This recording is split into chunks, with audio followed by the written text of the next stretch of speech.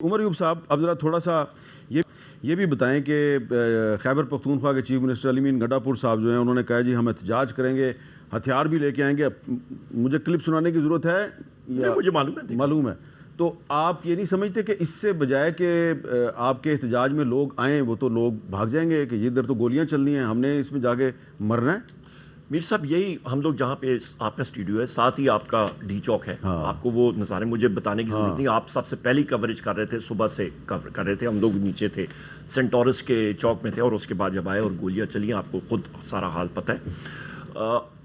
ہم لوگ پرامن لوگ ہیں، پر دیکھیں ہمارے ساتھ بھی تشدد جو کیا گیا وہ کوئی نارمل چیز تھی. جس طرح کوئی تیتر یا بٹیرے پہ فائرنگ کرتا ہے، انسانوں پہ فائرنگ ہوئی. میں کل میرے پاس وہ ساری ڈیٹیلز ہیں، میں پیش بھی کروں گا نیشنل اسمبلی میں. ٹھیک ہے.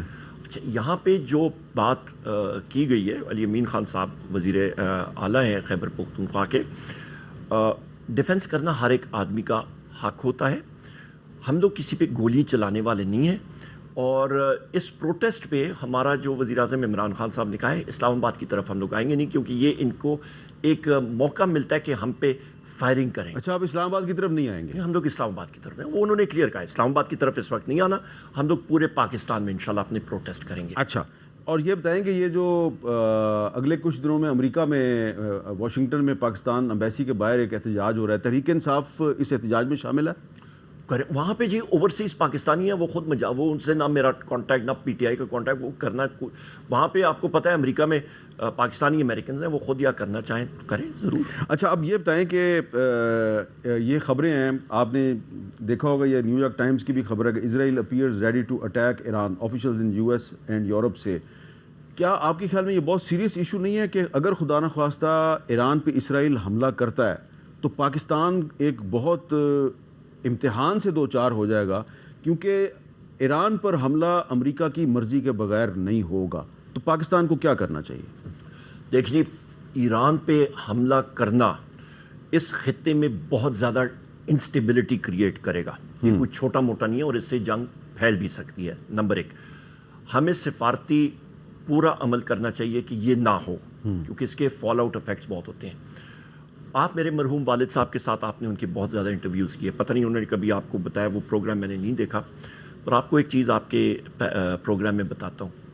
جب 28 مئی تھا، 27 مئی کی رات 10 بجے، اس وقت میرے ماموں جنرل علی کولی صاحب، وہ غالباً سی جی ایس تھے، مجھے یاد آ رہا ہے، میرا خیال ہے سی جی ایس تھے اس وقت. ان کا فون آیا تقریباً 9:45 بجے، اور میرے والد صاحب کا پوچھا. میں نے کہا جی ابھی آرام کرنے کے لیے اندر گئے، صبح ایٹمی دھماکے ہونے تھے. انہوں نے کہا جی ان کو جگاؤ. اور پتہ چلا کہ ہماری انٹیلیجنس نے کہ ہندوستان کے جہاز اسرائیل کے جہاز ہندوستان آئے ہوئے ہیں، اور دونوں نے مل کے چغائی پہ اور پاکستان کی ایٹمی تنصیبات پہ حملہ. یہ بات گوہر ایوب خان صاحب نے ہمارے پروگرام میں بھی بتائی، اور پھر انہوں نے اپنی کتاب میں بھی لکھی. جی، آپ کو آپ کے پروگرام میں انہوں نے بتائی. وہ پروگرام میں نے دیکھا نہیں، تو اس لیے میں ریپیٹ کر رہا ہوں. تو پھر انہوں نے اس کا پھر ابھی میں آئینی شاہد ہوں، میں نے ہی فون ان کو دیا. انہوں نے پھر باقی لوگوں سے بات چیت کی. انہوں نے کہا اس وقت آپ کے کوئٹہ کے اسمگلی بیس پہ، ایئرپورٹ پہ، وہاں پہ نائٹ لینڈنگ فیسلٹیز نہیں تھیں، تو لہٰذا یہ مشورہ ہوا کہ جی پاکستان میں یا فوکر جہاز ہے یا سیسنا ہے، جو بھی چیز جس کے پر ہیں اور انجن ہیں اڑ سکتا ہے اس کو اڑائیں. اور اس سارے ایریا میں انہوں نے ایئر ٹریفک کریٹ کی، اور پورا. اور پھر انہوں نے اسرائیل کا جو پرماننٹ ریپرزینٹیٹیو ہے یونائٹڈ نیشنز کو، اس کو انہوں نے میسج بھجوایا تھا کہ اسرائیل نے اس طرح کی ہمت یا کوئی واردات کی تو پاکستان پھر حق بجانب ہوگا کہ وہ اٹیک کرے اسرائیل پہ. یہ ایک کلیئر کٹ تھریٹ تھا اس وقت، اور انہوں نے ایز فارن منسٹر کیا تھا. تو اگر ایران پر اسرائیل حملہ کرے گا تو کل کو ٹارگٹ پاکستان بھی ہو سکتا ہے. وہ پھر ایک چیز کھل سکتی ہے. آپ دیکھیں یہ ریسنٹ کنفلیگریشن جو ہوئی ہے، جھڑپ ہوئی ہے، جس کو اسکیلیشن لیڈر کرتے ہیں. مودی نے اسکیلیشن لیڈر اونچا کیا نا.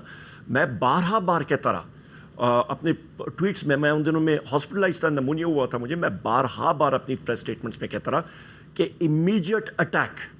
آپ کا جس وقت پلوامہ ہوا تھا، اس سے اگلے دن وزیر اعظم عمران خان صاحب نے کہا تھا کہ ہم لوگ سوچیں گے نہیں، ہم لوگ وار کریں گے.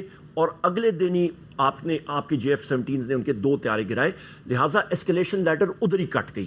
اس بار انہوں نے الاؤ کیا کہ وہ اسکیلیشن لیڈر اوپر جائے. ہم الاؤ ہی نہیں کر سکتے کہ وہ آگے چڑھیں. بہت بہت شکریہ. عمر ایوب صاحب نے ایک بڑی اہم بات کیا ہے کہ اسرائیل جو ہے اس نے جو 1998 میں پاکستان نے ایٹمی دھماکے کیے تھے ان سے پہلے پاکستان کی ایٹمی تنصیبات پر اور پاکستان کے جو ایئرپورٹس ہیں ان پر حملے کا ایک منصوبہ بنایا تھا جسے اس وقت ناکام بنا دیا گیا تھا. تو اگر اسرائیل ایران پر حملہ کرتا ہے اور ہم خاموش تماشائی بنے رہتے ہیں تو یہ ایک بہت بڑی غلطی ہوگی. یقیناً ہم خاموش تماشائی نہیں بنیں گے کیونکہ اسرائیل کا اگلا نشانہ پاکستان ہوگا اور اگر اس کا نشانہ پاکستان ہوگا تو پھر پاکستان کا جو جواب ہوگا وہ پھر جواب ایسا ہوگا کہ اسرائیل جو ہے وہ پھر صفحہ ہستی پر موجود نہیں رہے گا.